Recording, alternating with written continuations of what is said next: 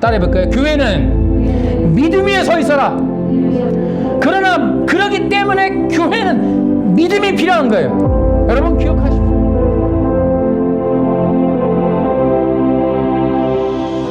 우리가 지난주에도 또 율법주의에 대한 얘기를 했습니다마는 우리가 꼭 기억해야 될 거는 역사적인 모든 철학과 사상, 여러분 많이 아시죠? 뭐 플라톤이니 뭐 니체니 마르크스니 전부 인본주의입니다, 여러분. 철학과 사상은 인본주의다.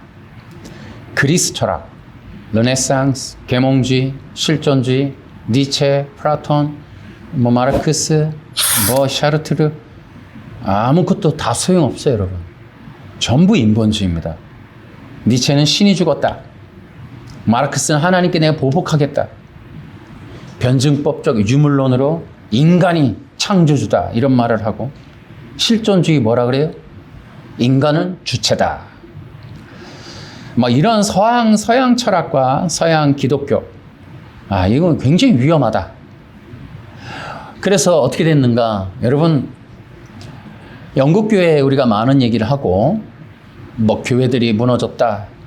이거 왜 그럴 것 같으십니까, 여러분? 사상과 철학은 교회 해체를 목적으로 하기 때문에 그렇습니다.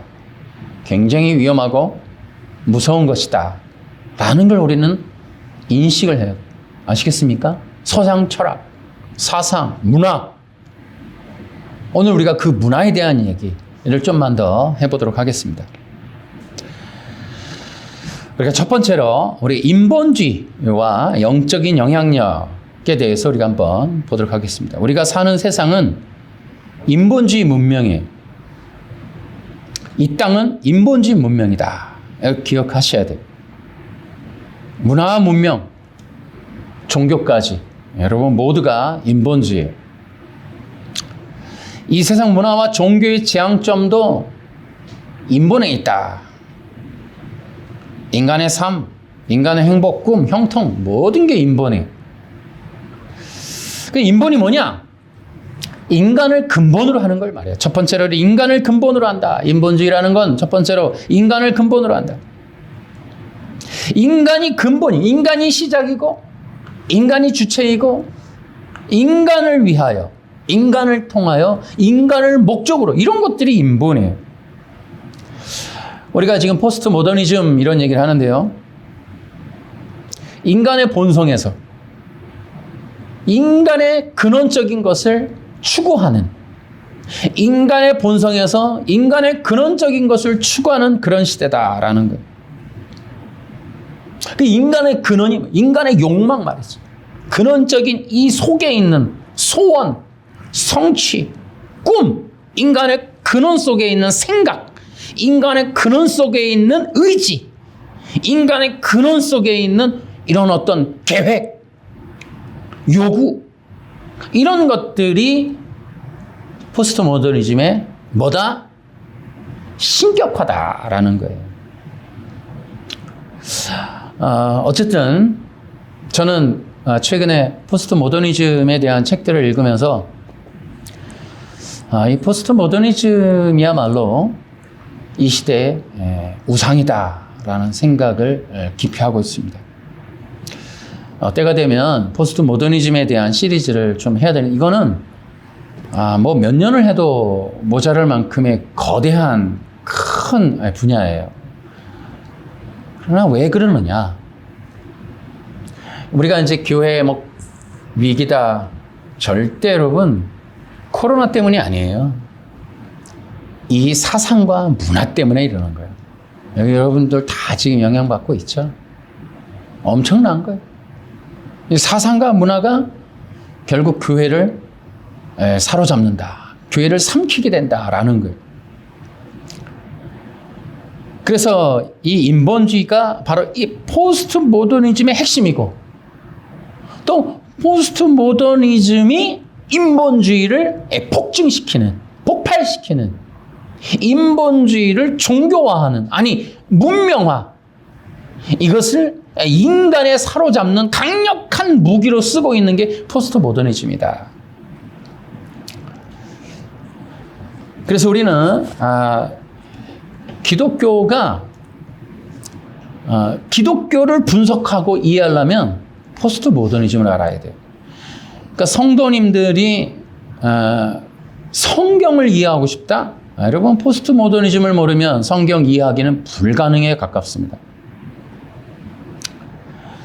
어찌됐든 인간을 근본으로 하는 것이 인본주의고 이 인간을 근본으로 하는 인본주의의 목표가 뭐냐? 지상낙원과 육체 영생. 근데 이게 뭐냐? 인간의 힘으로 이루는 거예요. 인간의 힘으로. 인간의 힘으로 이루는 지상낙원. 그러면 인간의 힘으로 이루는 지상낙원이 뭐냐? 인간의 욕망이 원하는 모든 걸 할 수 있는 그런 나라, 그런 세상. 여러분 그것이 바로 지금 포스트 모더니즘이 담고 있는 최종적인 목적이에요. 그 포스트 모더니즘이 꿈꾸고 있는, 지금 만들어가고 있는 포스트 모더니즘이 만드는 이런 지상낙원, 이것이 기독교로 가면 하나님의 나라가 돼요. 그 하나님의 나라가 기가 막힌 건 뭐냐?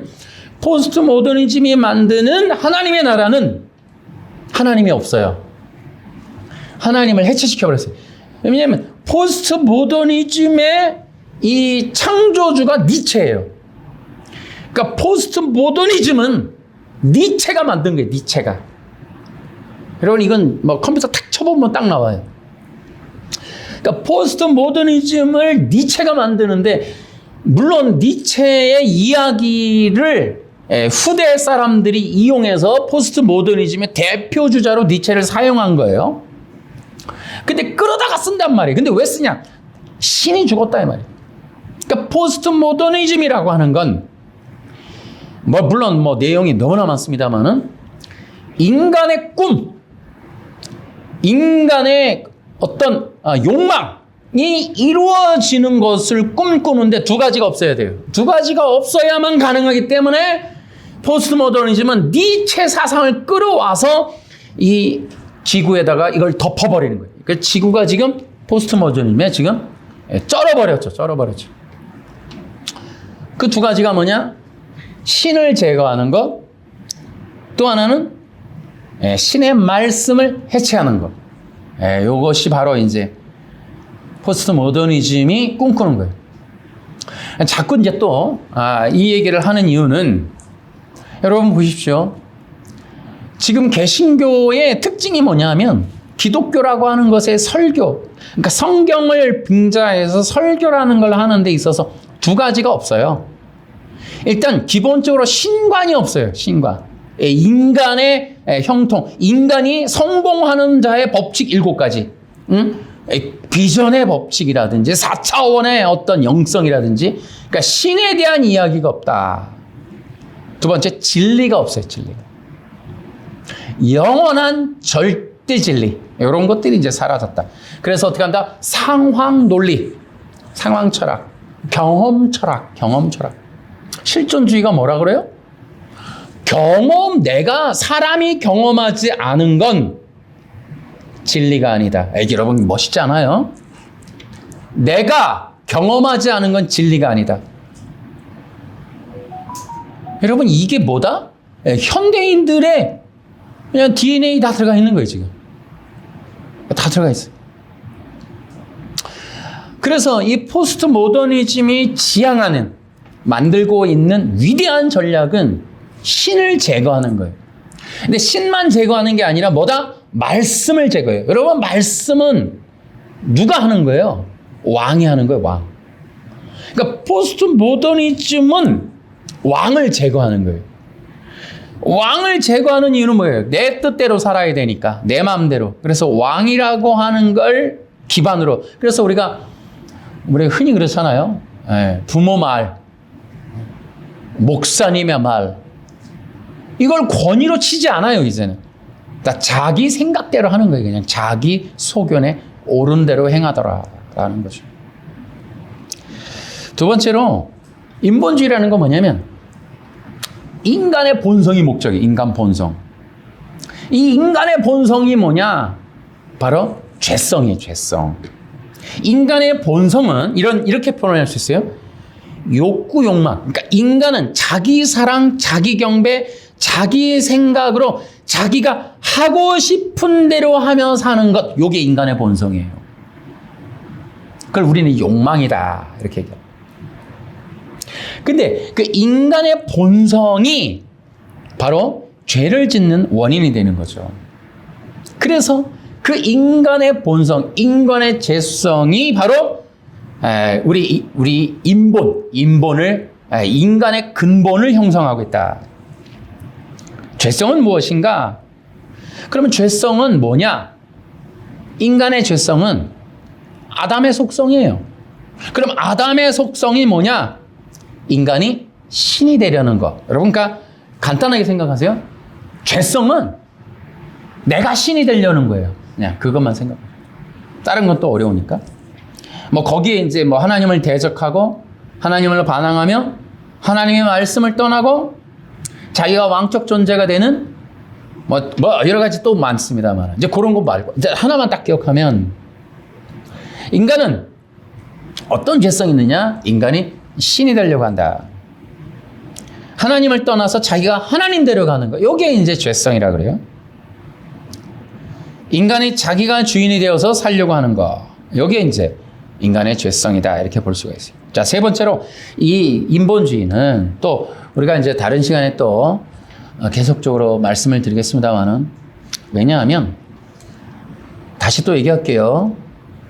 여러분이 이제 믿음을 가지고 기독교 신앙을 가지고 살아가야 하잖아요. 우리도 그렇고 앞으로 뭐 내일까지가 아니라 주님 오시는 날까지 살아가야 되잖아요. 기독교 신앙을. 그러면 기독교라고 하는 것은 영적인 전쟁을 동반하는 거예요. 다시요. 기독교라고 하는 거. 그러니까 일반 성도들이 좀 기억하셔야 되는 건 기독교인이 되거나 기독교라고 하는 종교는 영적인 전쟁을 동반하는 거예요. 기본으로 하는 거예요. 영적 전쟁이라는 게 기본. 사탄이라는 존재. 보이지 않는 하나님. 보이지 않는 예수 그리스도.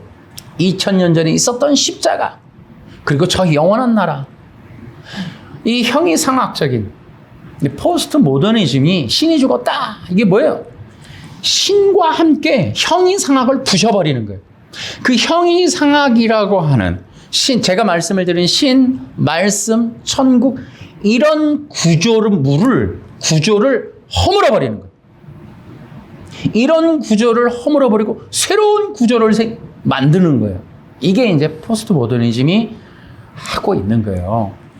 그러니까 기독교 안에 있는데 기독교 설교를 하는데 성경을 해석하는데 기본적인 구조가 없어요. 지금 천국, 영생, 구원, 십자가 이런 게 기초적으로 세워진 가운데 우리가 본문들을 보면서 거기에 맞는 이야기들을 해나가야 되는데 이러한 영원한 세계를 지향하고자 하는 것들이 새겨지질 않아. 말씀으로. 설교를 들으면 천국이라고 하는 걸 듣게 되거나 알게 되거나 지향하고 믿게 되는 일들이 있어야 되는데 그런 거는 추구하지 않는다고요. 포스트 모더니즘이. 그러니까 설교를 하는데. 그러니까 전부 녹색운동, 환경운동, 인권이나 가난한 자를 돕거나 뭐 쌀 나눠주기 이런 거라 하는 거예요. 형이상학이 부서졌단 말이에요. 지금 해체됐단 말이에요.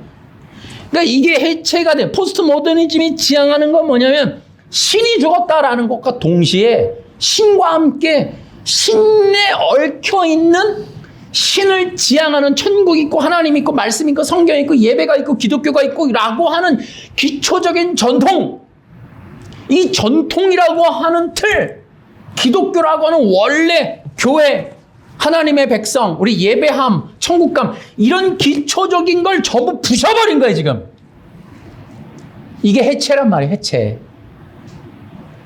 그러니까 교회 가도 그러니까 교인인데 기초가 없어. 기초가. 지금도 마찬가지. 성도들 가운데도 제가 아까도 이제 서론에서 얘기했듯이 저의 옛날 얘기를 좀 했습니다마는 너무 많은 차이를 느껴요. 너무 많은 차이를. 감히 우리는 그런 일들을 우리가 정말 교회 안에서 말이죠. 어떤 그런 틀이나 이런 것들이 부서지리라고는 상상도 안 했어. 근데 지금은 그게 다 해체돼 버렸어. 이런 일들이 이제 포스트 모더니즘이 가지고 있는 것이다라는 거예요. 또 인본주의라는 게 뭐냐? 인간이 주체가 되려고 하는 거. 이 주체가 뭐냐? 인간이 창조다 이렇게 주장하는 거예요. 그러니까 세상 문명 철학이 하는 일은 뭐냐 하면 여러분, 니체가 이제 신은 죽었다. 뭐 그 얘기는 니체가 시작은 아니에요. 근데 신이 죽었다. 뭐 데카르트가 나는 생각한다. 고로 나는 존재한다. 여러분 이것도 신을 부정하는 겁니다. 그러니까 데카르트는 중세의 카톨릭 신도였지만 여러분 신을 부정한 사람이었어요. 그러니까 니체도 기독교인이었고 마르크스도 기독교인이었고 전부 그러나 신을 부정해. 그 신을 부정하는 그런 사상이 철학과 이런 근대 문명을 이뤘고 포스트 모더니즘이라고 하는 문명이 위대한 건 포스트 모더니즘은 기독교와 교회와 신학을 잡아먹어 버렸어요. 그래서 그 포스트 모더니즘 안에 있는 신학은 예외가 없습니다. 전부 인본입니다, 여러분. 예외가 없어요. 그래서 이 포스트 모더니즘 안에 있는 인본주의는 뭐냐? 인간이 주체다. 인간이 주체다 뭐냐? 주체 사상이 뭐냐? 인간이 창조주다. 이렇게 얘기하는 거예요. 근데 이것이 주장하는 게 이 내용이 뭐냐 하면 우리가 이제 하나님의 피조물이잖아요. 근데 뭐예요? 그 하나님과 피조물의 관계를 끊어놓는 거예요. 그러니까 하나님과의 관계를 끊어놓음으로 인간을 고아로 만드는 거예요. 아니, 뻔하게 흙으로 만들어진 인간이고 죽음이라는 걸 죽지 않는 사람이 어디 있어요? 다 죽잖아요. 죽음이라는 건 뭡니까? 이게 생명을 부여받은 존재라는 뜻이거든요. 그러니까 이게 피조되었기 때문에 죽는 거예요, 이게. 어? 자기들이 창조주면 죽지 말아야 되는 거거든. 생명의 창조주이기 때문에 죽음이라는 걸 맞이하면 안 돼요, 인간은. 누구나 다 죽잖아요. 피조됐다는 뜻이거든, 이게. 이게 피조물이기 때문에 죽는 거란 말이에요. 신만이 죽지 않아요. 생명의 근원이기 때문에. 그러니까 인간이 근원일 수가 없다라는 건 죽음을 보면 아는 거예요. 다 장례식 치르잖아요. 누가 장례식 안 합니까? 응? 다 장례식을 한다는 건 뭐예요? 인간은 온 곳이 있고 가는 곳이 있고 제한이 있다는 거예요. 시간이 부여된다는 거예요. 시작이 있고 끝이 있다는 거예요. 그러니까 피조물이죠, 당연히. 신은 유한한 거예요. 끝이 없고 경계가 없어요. 시작이 없고 영원히 끝이 없어요. 이게 신인 거예요. 그는 살아있는 거예요. 그래서 신만이 영원한 거고 그 신만이 진짜 참 신인 거예요. 우리는 피조물이래. 인간은 신이 아니에요. 죽잖아요, 인간이. 그런데 이제 이렇게 뻔한 거짓말이 이 지구를 삼키고 있잖아요. 여러분 다 그 따라가잖아. 우리 다 그 따라가. 오스트랄로피테쿠스, 뭐 다윈. 여러분 세상이 그렇게 가리키면 당연히 그런 줄 알아요. 기독교만이 이걸 거부하느라고, 아이들을 필터링하느라고, 아이들을 힘겹게 막아내느라고, 아니야 우린 창조물이야, 진화되지 않았어. 이게 힘겨운 싸움을 겨우 그거 갖고도 하고 있잖아요. 그러나 포스트 모더니즘은 유신 진화론, 그냥 이거 진화론까지도 전부 기독교 안에 끌고 들어와 버린. 그러나 우리는 이걸 막아내고 있는 거죠. 이런 진리 싸움을 지금 하고 힘겹다 이 말이에요. 힘겹다. 그런데 이것이 뭐다? 하나님을 없애버리는, 이런 것들이 바로 인본주의다. 또 인본주의는 뭐냐? 그러니까 인본주의가 그것이고, 또 인본주의 영향력이 뭐냐면, 인본주의 영향력은 두 가지. 첫째는 사람들을 기독교에서 떠나게 하는 거예요. 인본주의 영향력은. 그래서 인본주의는 교회와 가정의 해체를 목적으로 해요. 다 깨트린단 말이에요. 그러니까 해체주의이기 때문에 다 깨트린 거예요. 구조주의, 그러니까 하나님과 신관을 다 깨트리고, 기독교를 깨트리고, 공동체를 깨트리고, 진리, 성경, 구호 다 깨트리는 거예요. 그 다음에 인본주의의 영향력이 뭐냐면 진리를 없애버린다는 거예요. 그러니까 사람들에게 교회 안에서도 뭐예요? 이제 위로, 꿈, 성공, 재정, 뭐 가정, 뭐 가게의 끈을 끊는다, 이런 것만 하는 거예요. 복음이나 구원이 없어요. 구원이.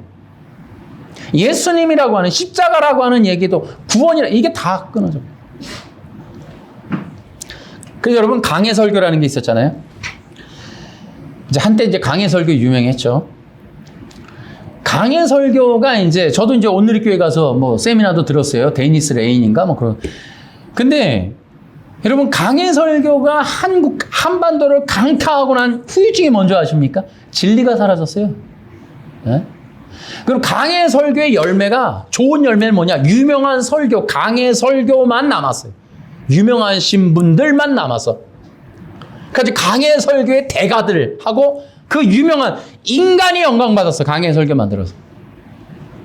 예수님은 감춰지고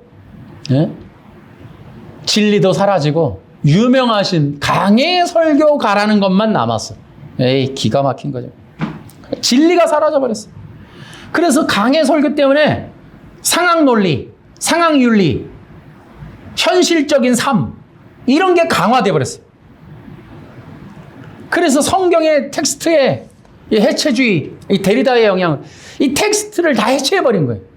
그러니까 진리성을 빼버린 거예요. 영원성을 빼버리고 이것은 읽는 사람에 따라서 진리가 바뀔 수 있다라는 거예요. 그러니까 읽는 사람에 따라서 뭐냐면 복음이 내 상황을 해결하지 못하면 뭐예요? 그러니까 이것을 읽는 사람이 각자가 다 자기 마음대로 해석할 수 있는 권한을 갖게 되는 이게 이제 데리다의 해체주의란 말이에요. 무섭다 말이죠. 그러니까 뭐냐면 상황만 남는 거예요. 상황만. 진리라는 게 절대 진리가 없는 거예요. 그러니까 이스라엘의 이 구약의 역사가 이제 스토리로 되어 있잖아요. 스토리. 그러니까 스토리가 진리를 기반으로 해서 펼쳐진다고 하는 것을 염두에 두지 않는 거예요. 구약과 신약이잖아요, 우리는. 그러니까 언약이라고 하는 그 구약. 그래서 갈라디아서나 이제 이 사도 바울의 해석을 우리는 중요시 여겨야 되고 이 포스트 모더니스트들은 사도 바울의 해석을 아주 개쓰레기로 취급하는 거예요. 그러니까 진보 독일이 이 바울 신학을 갖다가 진짜 싫어하는 거예요. 왜냐면 사도 바울의 역할은 엄청난 거예요. 구약이라고 하는 내러티브, 다윈 얘기, 솔로몬 얘기, 아가서라든지 뭐 에스더 재밌잖아요. 우화 같은 재미난 동화 같은 이야기들 속에 있는 진리를 로마서 갈라디아서 탁 만들어 놓은 거예요. 어마어마한 작업을 해놓은 거예요. 이거를 부정해야 되는 거예요. 이거를. 그러니까 이 구약의 내러티브 재미난 이 전설적인 동화 같은 이야기들 스토리의 이야기다. 상황 논리다라는 이야기를 사도 바울은 영원한 절대성을 가진 진리로 묶어버린 거예요. 그런 대표적인 게 아브라함의 해석이라든지 두 언약의 해석이라든지 이런 것들을 해놓음으로 우리가 어떤 이야기를 하더라도 성경의 어떤 얘기를 붙잡더라도 그 절대의 진리와 연관되어 있음을 잊지 말아야 하는 거였어요. 그것이 바로 그리스도인 거예요. 예수님. 그래서 아브라함의 내러티브가 아브라함의 좋은 믿음을 본받자가 아니라 아브라함이 믿은 예수 그리스도, 아브라함에게 있는 예수 그리스도, 그 이삭에게 있는 예수 그리스도, 야곱에게 있는 예수 그리스도가 중요한데 우리는 그런 것들을 잊어버렸다. 그래서 여러분 지금도 여러분 보십시오. 몇십 년의 기독교 생활 돌아보시면 그리스도라는 게 없어요. 대한민국. 그리스도, 메시아가 없는 거예요. 메시아. 우리에게 기름 부음 받은 그 영원한 하나님의 아들 되신 그분이 우리의 영원한 구세주입니다라고 하는 이 메시지 전하기가 너무 어렵다고. 이게 해체돼 버렸다고 지금. 우리의 구원자가 오셨습니다. 왕이 오셨습니다가 사라지고. 여러분 어떻게 사셔야 됩니까? 여러분 성공을 어떻게 될까요? 여러분 어떻게 행복할까요? 이런 것만 나오는 거예요. 기독교라고 하는 본질, 진리가 그냥 다 해체돼 버린 거예요. 그러니까 구약에 예수님이 있냐? 뭐 절기부터 우리 지금 기독교 교회가 초토화되어 있는 거예요. 이게 지금 이방 신하고 거의 똑같아요. 이방 종교랑 기독교가 똑같아요.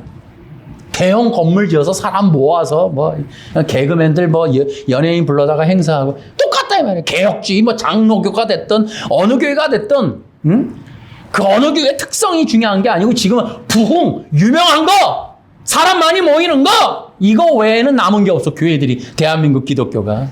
남은 게 없어요. 성공 외에는. 이게 이제 비참한 현실이다 말이에요. 이게 뭐다? 포스트 모더니즘. 이게 부패한 이 기독교. 포스트 모더니즘, 인본주의로 쩔어버린 인본.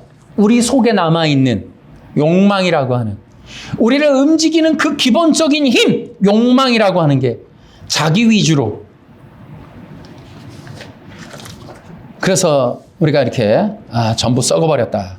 우리는 이 시대 속에서 기독교와 문화를 어떻게 이해될까? 첫째, 여러분, 기독교인이 이 땅에 살지만 분명한 건 기독교인이 이 땅에 살고 문화 속에 살지만 구별돼야 된다. 참 이거 어려운 말이긴 해요. 지금 한 말이. 그러나 일단 들어보세요. 첫째, 기독교라고 하는 것과 성경의 얘기, 또 우리의 믿음, 그 다음에 인본, 이거는 충돌이 날 수밖에 없다라는 거예요. 그러니까 진정한 기독교인이라면 이 세상 사는 게 힘겨워야 돼. 그럼 우리는 남이 하는 거 다 하잖아. 친구가 하는 거 다 하잖아. 세상에 흘러가는 문화 그대로 다 따라가잖아. 그러니까 계속해서 내가 시작부터 간증했던 것도 변하지 않는 것에 대한 얘기를 하려고 했던 거예요, 사실은. 너무 많이 변하는 것. 정말 우리 오랜 교회 정말 이게 전통이나 이런 걸 생각하면 변하지 않는 우리의 그런 것들이 있어. 고유한 좋은 점들이 많이 있었어. 지금 다 없어졌어요. 그래도요, 우리 한국의 근대 이 사회 발전에 교회가 기여한 바가 너무 커요, 사실은. 너무 커. 근데 좋은 점이 있었기 때문에 그래요. 교회라고 하는 공동체가 물론 종교적인 면과 부패한 면도 있었지만 그 공동체성, 성실함, 순종, 충성하는, 또 문맹률을 낮추는, 상당히 그 교회에서의 교육이나 이런 것들이 도움이 되는 부분도 있었어요. 또 얼마나 새벽 예배서부터 교인들의 삶이 얼마나 열심이었어요.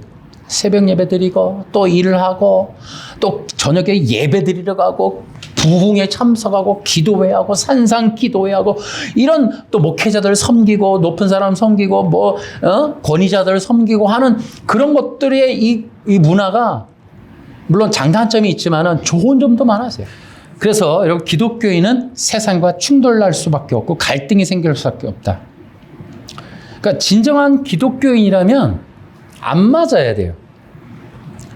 이 인본의 기반으로 한 세상과는 안 맞아야 되는 거예요. 여러분이 따라가면 안 된다고. 여러분, 이 인본은, 그러니까 우리가 기독교인이 참 독특한 거는 기독교 교회 가면 배우는 단어들, 많이 듣는 단어가 순종이라는 말이에요. 그죠? 여러분, 이게 옛날도 마찬가지예요. 교회가 참 좋은 역할을 했던 것들 중에 하나는 깡패가 변화돼서 목사님이 되거나 이런 것들이 있었다고. 그러니까 사회 순환적인 역할도 했어요. 다 좋다고만은 할 수 없지만은, 교회라고 하는 것은 세상 사람들이 볼 땐 성스러운 곳, 좋은 곳, 착한 사람들이 가는 곳이라는 개념들이 있었고, 교회 가면 봉사라는 게 통했고, 순종이라는 말이 있었고, 충성이라는 말도 있었어요. 이 기독교 교회만이 갖고 있는 전통, 헌신, 충성, 봉사, 이런 것들이 통용되는 공간이었고, 이게 세상에게 소개될 때 되게 좋게 소개됐다고. 그래서 사람들이 교회에 대한 선망적인 생각들도 했어요. 근데 교회가 어느새부턴가 거꾸로 된 거예요. 세상으로부터 영향을 받아서 교회가 스스로 다 버리는 거예요. 두 번째, 이 문화와 사상은 가치관을 변질시키고 왜곡하고 병들고 썩게 만든다는 거예요. 그러니까 기독교인들은 이런 것에 물들지 말아야 된다. 오히려 분별해야 된다라는 거예요. 제가 이 철학책을 읽으면서 그런 생각을 했어요. 제가 이 칼 바르트 책을 억지로라도 읽었거든요. 또 헤겔 책도 정말 너무 힘들지만 눈으로라도 읽으려고 애썼어요. 그러면서 내가 느끼는 게, 와, 이런 거를 배운다면 정상적으로 성경이 보이겠나? 정상적으로 기독교 설교할 수 있겠나? 나는 칼바르트 책을 읽으면서 무슨 생각이 들었냐면, 이 칼바르트 못됐다. 그러니까 칼바르트 신학을 가르치는 사람들도 무책임하다라는 생각을 한 게, 칼바르트 신학을 배워서 나가서 도대체 어떻게 목회하라는 거냐. 아니, 그런 시각으로 성경을 보고 무슨 설교를 하라고 하는 걸까? 일단 칼바르트는 헷갈려요. 이 소리 저 소리를 동시에 해버리기 때문에 헷갈려. 지도 무슨 소리 하는지도 모를 거야, 내가 볼 때는. 그러니까 칼바르트 신학을 배우면 성경을 알 길이 없을 것 같아요, 제가 볼 때는. 진리는 고사하고 성경 설교법이나 제대로 세워질까? 이런 생각이 들어요. 어렵다고. 쉽지 않아요. 그러니까 사람들이 생각이 썩을 뿐이에요. 썩을 뿐. 성경을 믿으면 안 돼. 영감으로 된 게 아니야. 성경이 뭐 진리인 걸 아직도 믿어? 이런 헛소리들이나 하고 있는 거예요. 진보 신학 하신 분들이 나와갖고서는 성경은 전설이고 홍해가 갈라진 건 그때가 가뭄 때여갖고 그냥 물이 없었던 거야. 이런 말도 안 되는 소리들 하면서, 그래서 어떻게 설교할 건데? 성도들한테 뭐라고 할 건데요? 그게 무슨 도움이 될 건데? 그래서 자, 홍해가 없어. 홍해는 사실이 아니야. 물이 많지도 않았어. 그래서 목회 뭐가 도움이 되는데? 그러니까 그런 소리를 하는 게, 교수들도 그래. 어느 대학은 가면, 우린 주변에 목사님들 없습니까? 얼마나 많이 있겠어요, 제가 오랜 세월 동안. 많이 들었죠. 어느 신학교 가니까 이렇게 가르치더라. 도대체 알겠다고. 그러면, 그게 홍해가 안 갈라졌어. 그래서 나가서 성도들한테 했더니 성도들이 되게 좋아해요, 그러면? 그랬더니 은혜 받아요? 아, 홍해 안 갈라졌대. 홍해는 물이 없었던 거래, 그냥. 말랐던 거래. 성도들에게 도움이 됩니까, 이게? 신학교 교수들도 그렇게 가르친다는 거예요. 그래서 아니, 도대체 이 무책임한 얘기를 왜 가르치냐고요, 이거를. 그러면 어떻게, 그러면 교회가 뭐가 되냐니까? 못됐다는 생각이 들더라고. 죽은 나사로가 살아난 게 아니다. 아니, 그런 걸 가르쳐서 다 해치시켜갖고 신학을 했어. 내가 연세대를 나오든 무슨 대학을 나오든 나왔어. 어떻게 목회하라는 거예요, 도대체? 가서 성도들을 정말 예수님 믿고 싶어서 오는 교회잖아요. 예수 믿고 싶어서, 죽으신과 부활을 믿고 싶어서. 죽으신과 부활, 형이상학적인 보이지 않는 건 신화야. 이거 다 해체해버리는 걸 배워갖고 나와서 뭐 하겠다는 거냐고, 이거를. 나는 무책임하다는 생각이 들더라고. 아니, 되게 못됐다, 이거. 신학을 그러면 온 사람들 이거 왜 배워, 이거를. 배워 나가서 뭐 하라는 거, 나가서 이거 어디 취직할 거야, 이걸로. 그 신학 배워갖고. 나가서 무슨 설교를 할 거예요? 누구한테 복음을 전할 거냐? 어떤 복음을 전할 건데? 예수님 안 죽었어요. 그럴 거예요? 어떻게, 무슨 말을 할 거예요? 구원 받으라고 할 거예요? 성령 받으라고 할 거예요? 하나님께서는 어떤 일을 하시는가? 첫째, 알곡과 가라지를 분별하신다. 두 번째, 기독교를 개혁하고 계신다. 세 번째, 진리로 교회를 세우신다. 이런 거예요. 또 하나, 하나님은 어떤 일을 하시는가? 성령을 부어주고 계시다. 자, 이런 것들을 우리가 생각할 때 우리가 이제 하나님의 일들을 기억하며 가야 돼요. 다시 얘기해 볼까요? 하나님은 뭐 하신다? 알곡과 가라지를 항상 분별하신다. 오늘 본문을 이해하기 위한 기초적인 이 바탕행위예요. 이게 배경이라고. 첫째는 알곡과 가라지를 분별하신다라는 걸 기억하셔야 돼요. 두 번째, 항상 하나님은 개혁하신다니까요. 근데 개혁을 어떻게 하시는가 하는 게 오늘, 개혁은 뭐냐? 진리로 하시는 거예요. 그래서 세 번째 하나님의 일은 진리로 세우시는 거예요. 뭐를? 교회를. 교회를 넓게 말하면 교회. 그러니까 구약시대로 말하면 하나님의 사람들도 항상 어떻게 하나님이 세우실 때마다 진리로 가리지. 근데 어떻게, 얼마나, 여러분, 아브라함이 이 그리스도를 이해하기까지 얼마나 힘들어요. 20몇 년 동안 약속이 안 이루어지니까 이삭에 집중하는 그 하나님의 약속이 창세기 12장에 줄 때 모르는 거예요. 그 한 인생을 그 예수 그리스도라고 하는 진정한 하나님의 아들에 대한 하나님의 아들에 대한 복음으로 인식시키기가 몇십 년 걸려요. 몇십 년. 그러니까 하나님은 진리로 교회를 세우시는 거예요. 진리로. 그러니까 이 교회가 예수 그리스도를 이해하는 게 너무 힘든 거예요. 여러분 쉬운 게 아니에요. 성도들도. 왜냐하면 지금 이 얘기는 결론에도 나오지만은 여러분은 지금 1도 아니에요. 지금 여러분의 신앙은 1도 아닌 거예요. 왜냐하면 초대교회를 생각해 보시라니까요. 그 엄청난 시간 동안 유대 율법으로 쪄들었던 사람들이 또 이 헬라 제국 시대의 헬라 사상으로 쪄들어 있던 사람들이 예수님이라고 하는 그 메시아를 받아들인다는 건 어려운, 이거 쉬운 게 아니었어요. 우리가 지금 예수 믿는 거랑 차원이 다른 거예요, 지금. 그들이 초대교회가 예수님을 믿는다는 건 어려운 거예요. 불가능에 가깝다고. 그 시대마다 진리로 세우시는 일이 너무 지금 한국교회도 여러분 보십시오. 우린 성경서부터 시작해서 없는 게 어디 있어요? 예? 주석서부터 뭐. 그런데도 여러분 시간, 성경, 뭐 교회, 건물 모든 게 다 있지만 여러분 됩니까? 어? 오히려 버리느라고 열심히지 지금은. 세상 따라가느라고. 교회가 그냥 세상을 흉내내느라고 정신없는 거예요.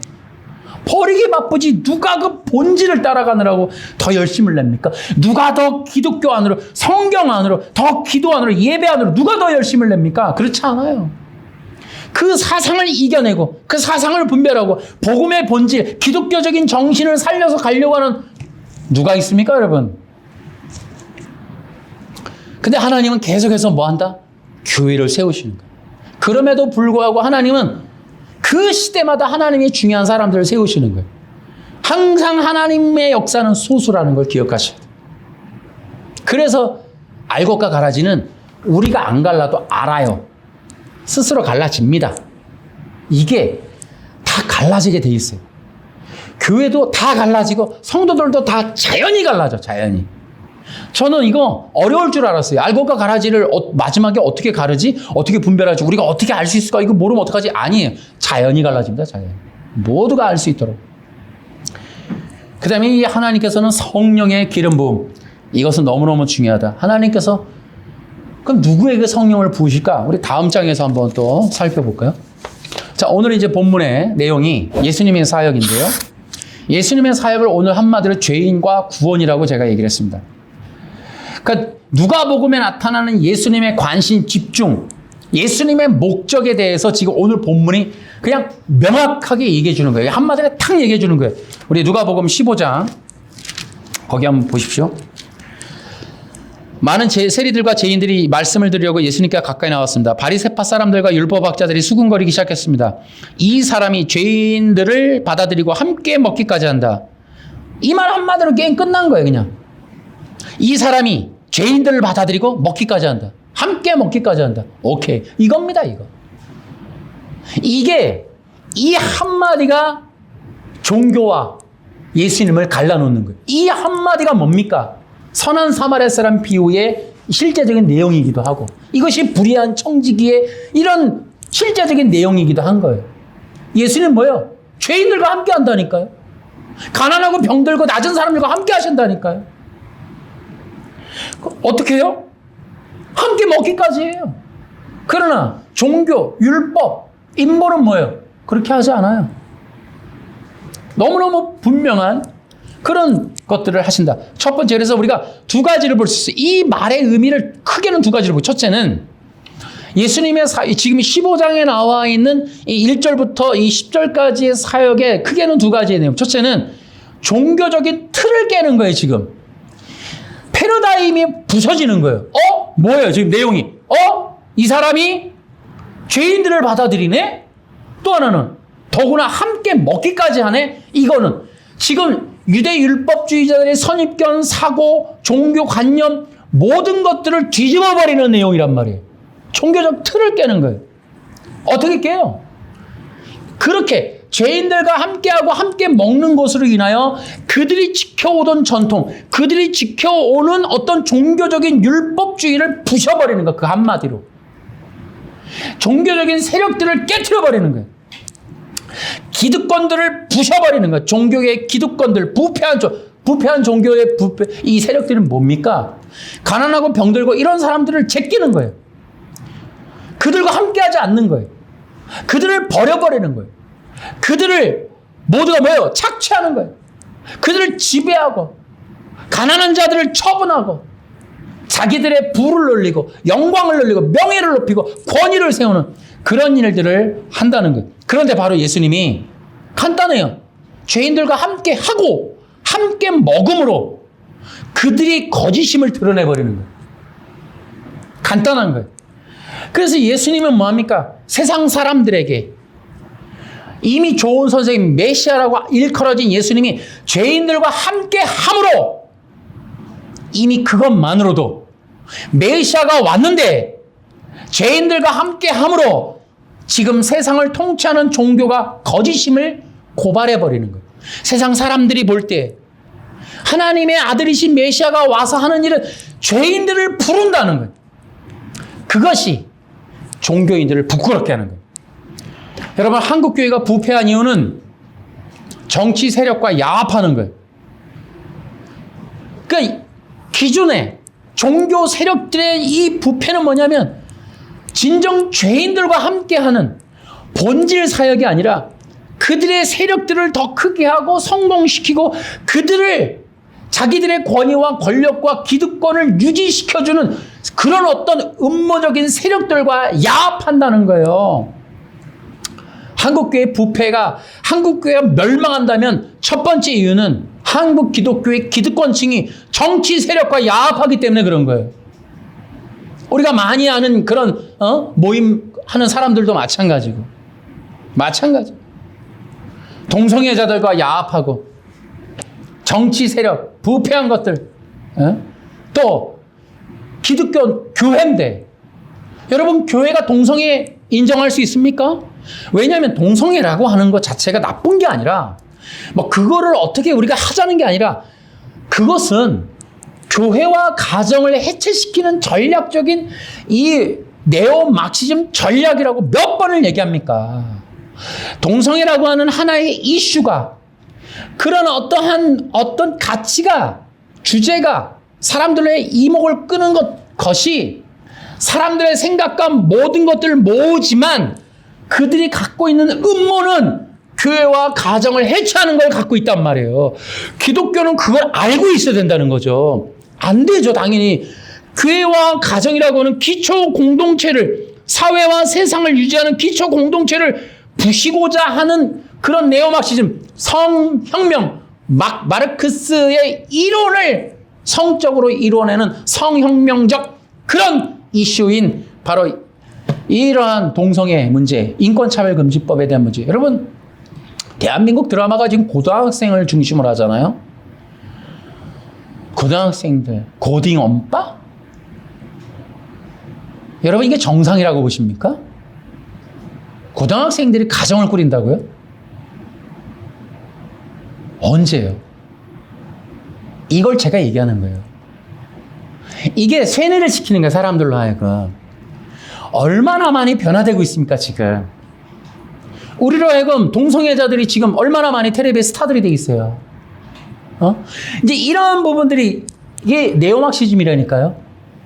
고등학생들을 성적인 어떤 자유분방함으로 내모는 일, 마음껏 욕망을 충족하거나 행위를 해도 괜찮은 것, 그들에게 무한한 자유를 주는 것, 그런 것들을 방송에서 공인해주고 그런 것들을 어떤 이야기로 만들어서 다른 아이들도 또 동참하게 만드는, 여러분 이 문화가 좋은 문화라고 생각하시죠. 대한민국의 TV 문화가 얼마나 위험천만한지를 기억하셔야 된다고. 반기독교적인 정서를 갖고 있다는 걸 아셔야 된단 말이죠. 이런 포스트 모더니즘을 따라가는 게 아니라 분별하라고 하는 얘기예요, 지금 계속해서. 그런 것들을 알고 있으라는 거예요. 아니, 성도들 그 정도는 말 안 해도 알고 있어야죠. 이건 나쁘다 말이죠. 그래서 지금 문화는 어떻게 흘러간다? 네오막시즘, 성혁명으로 전부 TV에 꾸기는 거예요. 전부 성적인 이슈가 TV 프로 모든 게, 영화, 드라마 모든 것들이 다 성적인 거예요. 혁명, 기존의 가치 전통을 다 부셔버리는 거예요. 고등학생이라고 하는데 엄마 아빠의 말을 듣지 않아요. 내 욕망에 충실하면 되는 거야. 그러니까 기존의 전통 체계를 다 없애버리는 거예요. 누구 말을 듣거나 제안 듣거나 부모의 훈계, 교육, 틀, 집안의 내력, 어떤 집안의 가훈, 어떤 뭐 그 집안만이 해야 되는 어떤 그런 잔소리 이런 것들을 전혀 듣지 않아도 되는 세상. 어느 누구도 터치하지 않고 스스로가 선택하고 스스로 주권적으로 만들어서 내가 하고 싶은 걸 언제든지 마음껏 누리게 되는 것을 고등 엄빠가 잘 보여주는 거예요. 이게 기억을 하시라고. 자, 또 하나 저는 그뿐만이 아니라고 봅니다. 지금 한국교회에 부패하는 데 있어서는 이 공산주의 세력과 야합하는 것도 진보주의도 심각하다. 여러분, 대한민국 기독교가 무너지는 건 당연한 거예요. 진보 기독교라고 하는 이 세력들이 가지고 있는 이러한 사상과 그들의 추종하는 것들, 그들이 꿈꾸는 거, 그들이 지금도 만들어가는 거, 뒤에서 뒷배 역할을 하는 거. 여러분, 이거 심각한 문제가 뭐 천주교 뭐 정의구현 사제단 이런 거라든지 불교 뭐 하면 시국 선언한다든지 지금 대한민국의 종교를 빙자해서 그런 좌파적인 어떤 공산적인 어떤 세력과 야합한 사람 그런 세력들도 너무 많이 있다는. 대한민국 기독교 존재하는 것 자체가 의심스러워요. 이건 정상이라고 보기 쉽지 않아요. 이거.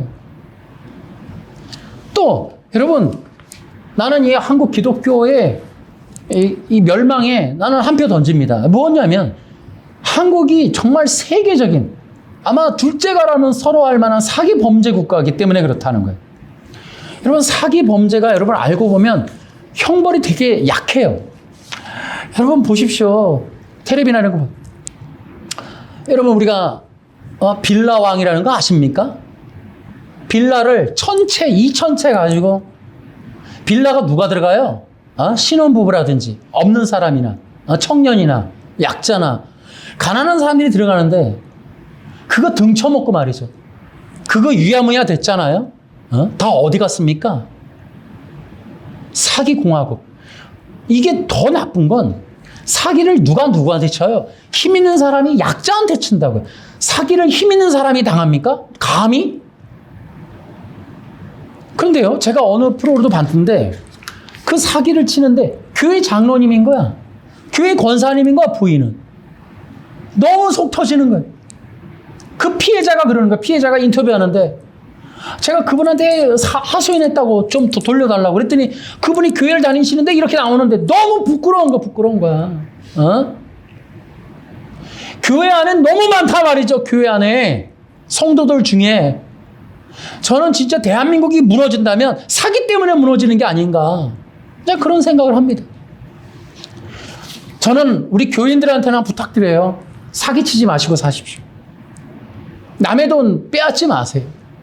남의 재산을 강탈하지 마세요. 남의 땀을 공로로 내가 살지 마세요. 여러분이 임대업 그런 거 하지 마세요. 노후에 내가 임대해놓고 월세 받고 산다. 그런 꿈도 꾸지 마세요, 여러분. 제발. 땀 흘려서 지금 열심히 버셔갖고 나중에 하나님의 은혜로 사세요. 기도하면서 조신하게 신앙생활하고 정말 주님 올 때까지 기도하면서 성경 보면서 충성 봉사하면서 사세요. 그냥. 제발 남의 돈 엿보지 말고 꽁돈 넘보지 말고 1억 천금 노리지 말고. 저는요 30배 60배 100배 얘기 안 합니다. 또 하나 1000번째 얘기 안 해요. 1000번째로 여러분 별 아프지 안 돼요. 또 하나 여러분의 11조가 여러분의 복을 보장하지 않아요. 그러니까 여러분이 교회하고 헌금을 돈 놓고 돈 먹기로 하면 안 됩니다. 이거 30배 60배 100배 이런 거 또 가난한 과부의 두랩돈 때문에 전 재산을 다 바쳐라. 저 그렇게 안 합니다. 여러분 그런 거에는 속지 마시라고.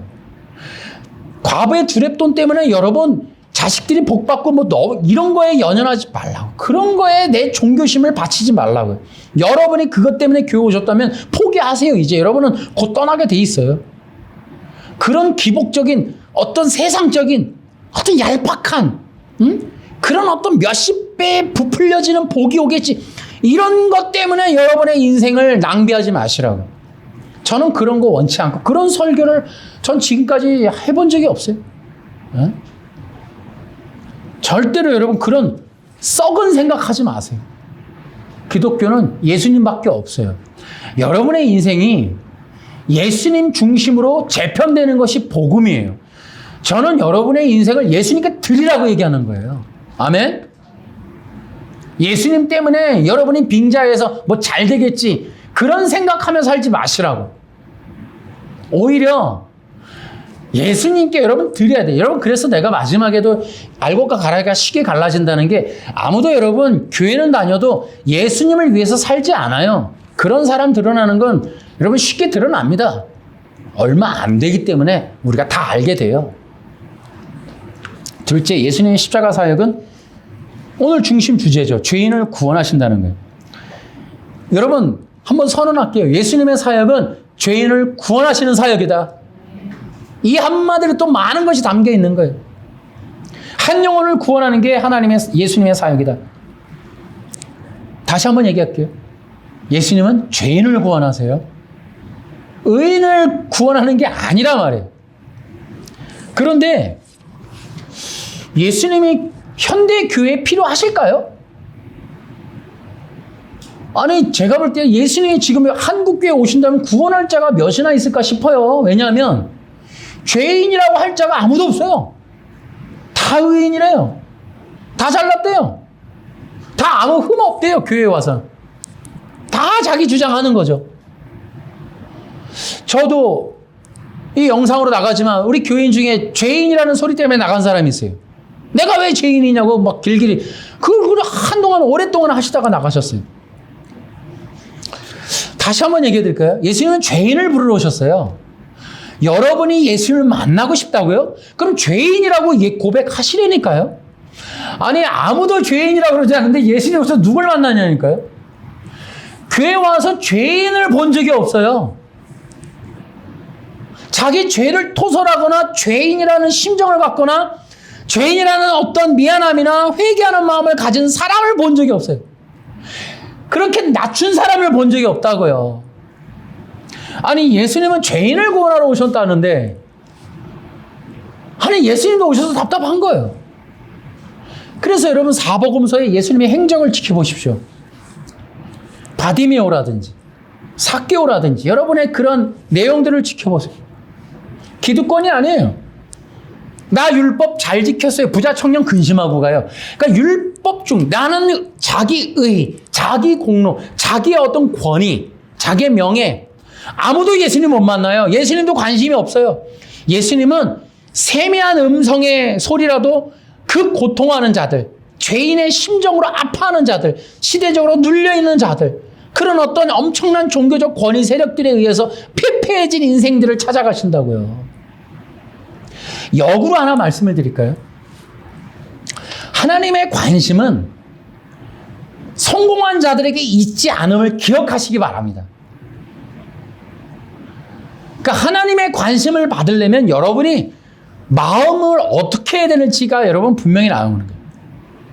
저는 교회에서 참 통탄할 일이에요. 죄인이 없다는 거. 참 회개하지 않는 심정들을 보면서 예전에는 예배 때 우는 사람들도 더러 있었는데 지금은 우는 사람을 보지를 못하겠어요. 눈물도 보지 못하겠어요. 화장지 다 걷어가세요. 화장지 뭐 필요합니까 이게. 그러니까 이게 세월이 많이 바뀌었어요. 쉽지 않아요. 강팍하단 말이에요. 자기를 도배하느라고 바쁘지 누구도 그걸 벗으려고 하는 사람이 없어요. 주님을 만나고자 하는 하여튼 이게 모든 게 바뀌었어요. 시대가 어쨌든 간에 이게 많이 바뀌어왔어요.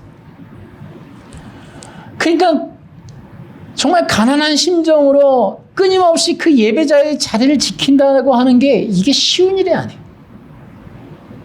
계속적으로. 그러니까 지금 이 시대에 주님이 와서 누굴 만나실까요, 여러분?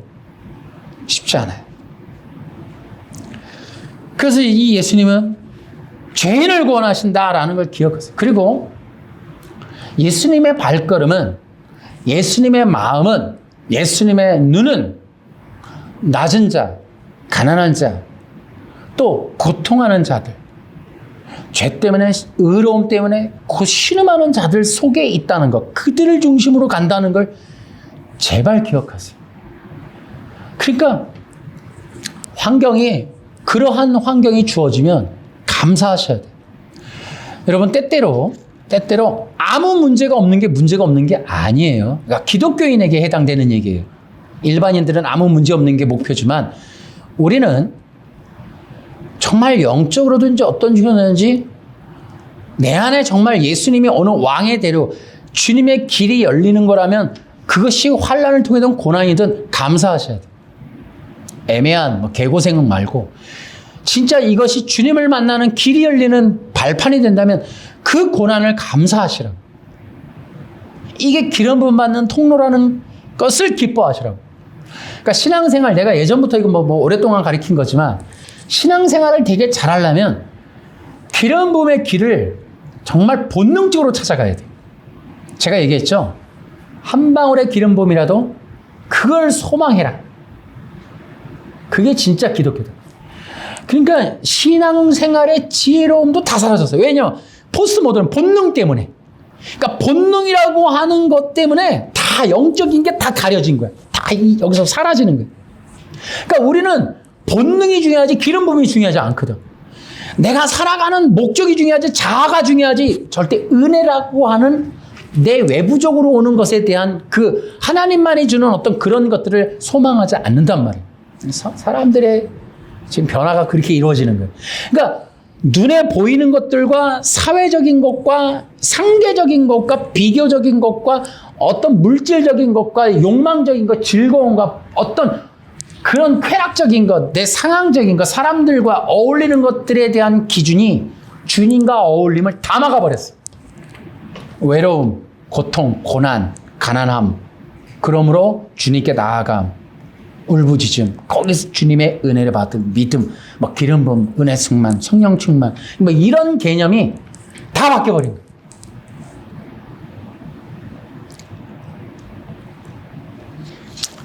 이 시대에 예수님이 정말 만날 자가 있을까? 정말 그런 생각이 들어요. 또 하나가 구원과 구원의 의식이 없다는 것. 이게 참 큰 문제예요, 지금. 그러니까 성도들의 그 신앙의 기초에 구원이 없어요, 구원. 또 구원이 없다 보니까 지금 해체주의라서 그런가 구원하기 위하여 애타하시는 하나님 아버지의 마음이라고 하는 것도 없어져 버렸어요. 그러니까 우리는 지금 내 주변에 있는 사람들과의 관계 때문에 하나님 아버지라고 하는 관계성과 그런 사모함, 내 아버지 집에 거하는 것을 사모하나이다, 이런 그런 게 찬송 가사에만 남아있지 신앙에는 다 없어져 버렸어요. 그래서 몇 년 전에는 좀 있었던 것 같은데 지금은 없어요. 그러다 보니까 어떻게 구원이라는 게 사라지니까 감사하는 사람도 별로 없어. 감격해하는 사람은 아예 보기가 어렵고, 천국을 지향하면이다. 낮에나 밤에나 눈물 머금고 내 주님 오시기만 기다리. 옛날 몇백 년 전 얘기잖아요, 이런 노래가. 지금은 저 영원한 세상도 없고 천국을 향하여 걸어가는 순례자의 길, 이런 것도 참 다 이제 없어져. 이제 이런 것들이 이제 큰 문제가 된다. 물론 이제 또 죄인과 의인의 구분 이런 것도 있는데 그건 이제 시간상 빼고요. 자, 이제 마지막으로 교회의 사명에 대해서 한번 얘기해 볼까요? 교회의 사명이란 뭐냐? 진리사역이에요, 진리사역. 교회가 해야 할 일은 무엇인가? 첫째, 교회는 진리사역을 해야 한다. 아멘. 그리스도와 그분의 달리신 십자가가 전부가 되도록 해야 한다라는 거예요. 아멘. 그런데 어떻게 한다? 문제는 뭐다? 진리사역은 어렵다. 진리사역이란 뭐냐? 교회에서 사람들이 떠나는 사역이다. 다시 얘기하잖아요. 복음 전하고 죄인들에 대한 얘기를 해야 되고 지옥에 대한 얘기를 해야 되는데 누가 좋아해요? 그런데도 무서운 건 하나님은 진리사역을 해오셨어요. 그래서 아담도 떠나는 거예요. 아담도. 여러분 이해되세요? 저는 이해돼요. 여러분 목회라는 건 다른 겁니다. 여러분 진리사역은 핍박을 자원하는 길이에요. 왜냐하면 세상 사람들이 좋아할 만한 얘기를 하지 않거든. 근데 하나님도 진리사역했죠. 여러분 지금 누가를 통하여 책망 받는 게 뭐예요? 너희들이 예언자들을 죽였다는 거 아닙니까? 예언자가 뭡니까? 진리사역했잖아요. 예레미야가 뭐 했어요?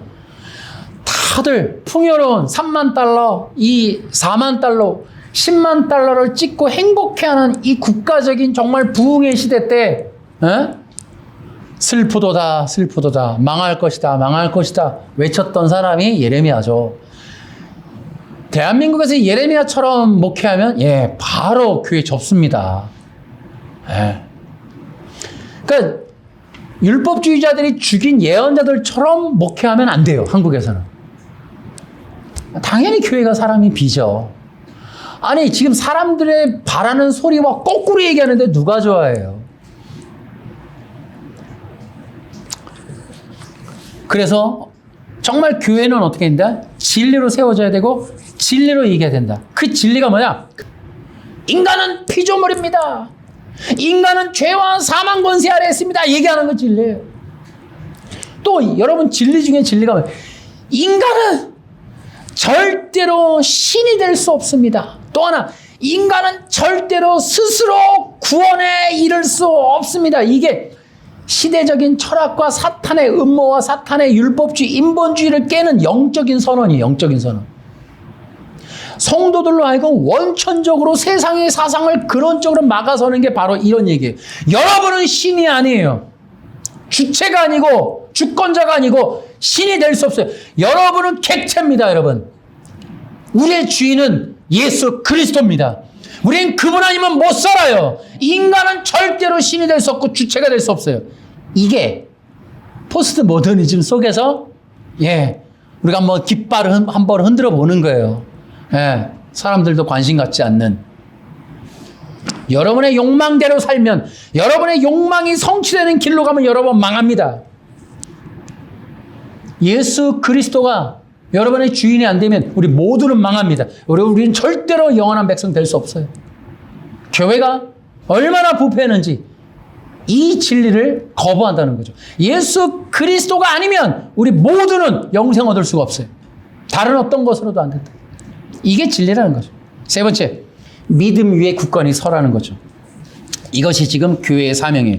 따라해 볼까요? 교회는 믿음 위에 서 있어라. 하나님 보여요? 안 보여요. 천국 봤어요? 여러분 안 보여요. 그러나 그러기 때문에 교회는 믿음이 필요한 거예요. 여러분 기억하십시오. 주님 오신 날까지 어쩌면 우리는 아무것도 못 보게 될지도 몰라요. 그런데 보이지 않는 것에 대한 그 믿음, 확신을 갖고 사는 것, 이게 성도들의 진정한 모습이에요. 이게 알곡이라니까요. 보이지 않는다고 막 하거나 보이지 않는다고 떠나거나 보이지 않으니까 하나님께 대항하거나 대적하거나 하는 게 아니에요. 보이지 않는데 보이는 것처럼 순종하는 거, 보이지 않는데 보이는 것처럼 충성하는 거, 이게 어려운 거예요. 어제와 오늘 동일하게 천년을 하루같이 동일하게 순종하고 충성하는 거, 그게 무서운 거예요. 그게 진정한 알곡이 하는 거라고요. 아멘. 결론으로 성도들의 신앙을 올바로 세워져야 된다. 오늘날 우리 되게 중요합니다. 그러면 어떻게 되냐? 올바른 신앙을 갖는 건 어떻게 세우느냐? 포스트 모더니즘. 그러니까 세속 사상과 전쟁을 통해서 올바른 신앙이 세워진다. 아멘. 다시요. 우리의 신앙이 올바로 세워진다는 건 교회만이 가는 게 아니에요. 여러분 속에 인본주의가 자리 잡지 못하도록 싸워서 이겨내야 되는 거예요. 세상, 여러분 초대교회 성도들이 그러했다니까요. 헬레니즘, 그 아테네 철학과 플라톤 철학과 유대 율법주의로부터 물들지 아니하고 그걸 거부했어요. 그걸 떨어냈다고. 그 사도 바울서부터. 그러기 때문에 순교하는 거예요. 톱에 잘려 죽는 거예요. 그걸 거부하고 따르지 않았기 때문에 그 시대 사조와 그 시대 문화와 문명을 거부하고 따르지 않는 그 길이 올바른 신앙을 세우는 길이란 말이에요. 아멘. 그렇게 하는 여러분 성도들 되셔야 된다고요. 싸우란 말이에요. 싸우라고. 여러분 그냥 흔하게 따라가지 말라고요. 여러분. 그래서 성도들도 복음 속으로 들어오는 건 힘든 거예요. 교회 가는 건 쉬워요. 그러나 여러분의 생각을 바꾸는 건 어렵다고요. 여러분의 생각을 세상과 정말 거절하는 게 어렵다고 여러분. 세상과 같지 않으려고 하는 게 어렵다고요. 교회 가는 게 뭐가 어려워요? 헌금 내는 게 뭐가 어려워요? 여러분의 삶을 정말 그런 세속의 것들로부터 구별해서 지켜낼 수 있는 노력, 이 싸움이 어려운 거예요. 남들이 다 하자는 거 나 안 할래. 남들이 가자는 길 안 가고 남들이 원하는 거 삶. 여러분 노아의 방주에 8 식구만 들어갈 수밖에 없었던 여러분 시대적으로 그런 거예요. 여러분 소수만이 들어가는 마지막도 마찬가지. 우리 모두가 지금 그렇게 된다. 지금 심각하다. 여러분 기억하실 지금 제가 2024년에 이 설교하고 있는데 여러분 대단히 중요한 거예요. 대단히. 지금 마지막 시대에 들어가는 입장이에요. 교회가 해야 될 엄청나게 중요한 올바른 신앙에 대한 이야기하는 거예요. 이 신앙을 올바로 갖는 거 대단히 중요하다. 마지막 시대 성도들도 바로 이러한 진리로서 올바른 신앙을 세우는 자들이 돼야 된다. 우리 청년들도 여러분 마찬가지. 올바른 신앙을 세우는 거 세상을 이겨내야 돼. 세상과 구별돼야 돼. 아멘. 그러한 아주 그냥 영적 전신갑주를 입는 그런 영적인 군사 같은 심정으로 하루하루를 살아가며 이겨낼 수 있는 그러한 여러분 성도들 되시기를 주의 이름으로 축원합니다. 박수로. 하나님 아버지 감사합니다.